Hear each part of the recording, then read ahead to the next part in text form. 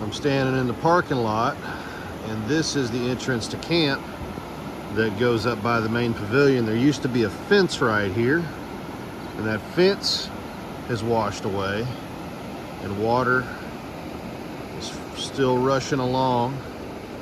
The cedar bridge looks like it's still in place,